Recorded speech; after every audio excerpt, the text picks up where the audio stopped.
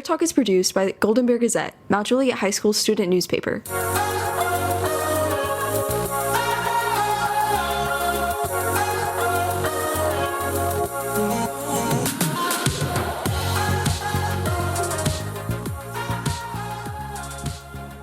Hey everyone, welcome back to Bear Talk.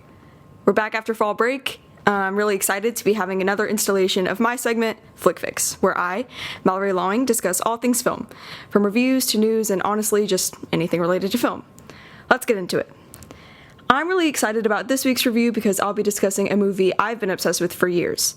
I'll be honest, I was feeling pretty conflicted about what to cover this week, but when someone suggested this movie, I knew I wanted to talk about it. The film in question has been getting more traction recently because an animated series, including the cast of the 2010 film as the voice actors, is set to come out on November 10th.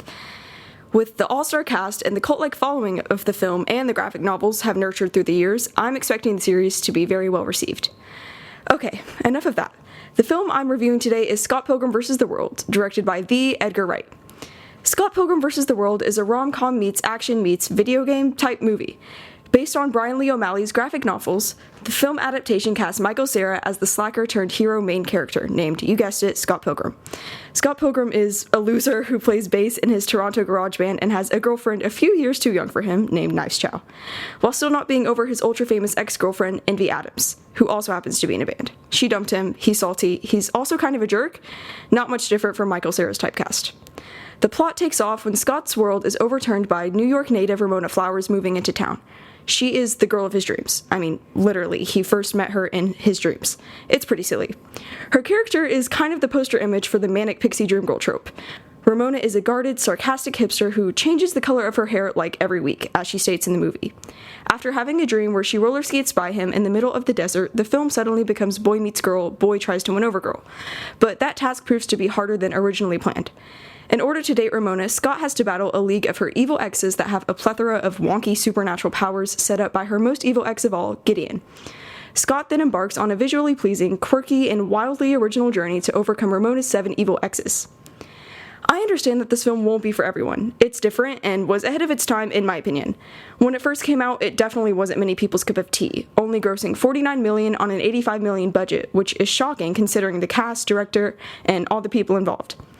Director Edgar Wright is best known for his comedies, Baby Driver, Hot Fuzz, etc. His fast-paced and dramatized style was a perfect choice for the cartoony vibe of the film. He manages to blend reality and fantasy into a gleefully wacky universe full of wit and character. The cuts and editing throughout make the film blend seamlessly and comedically. The film does a great job of bringing the graphic novels to life without completely duplicating them. The cast is also pretty great.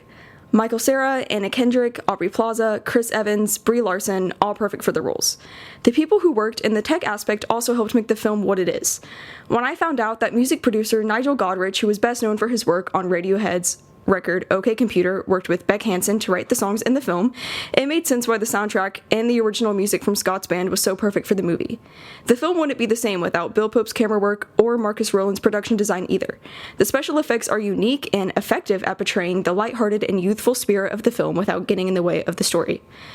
This film really could have been another Michael Cera mope fest, but to my relief, it prevailed. I think it goes without saying that I definitely recommend this film. It may not be for everybody, but I still think it's worth the watch if you want a good laugh. But here's a few announcements before we catch you on the next. Seniors, Mr. Hill sent out a video detailing how to order your graduation announcements and your cap and gown. The deadline is October 27th, and you can click a link in your email from Jostens for more information. Congratulations to the Band of Gold for getting named Grand Champions last week at Siegel High School. The MJHS Smash Bros team are first in their region after keeping up their undefeated streak this week. Congratulations to these team members, Avery Lancaster, Carlos Alvizarez, Nathan Davis, and Micah Wilson. That's all we have for you today. Stay classy and have a very great day, MJ.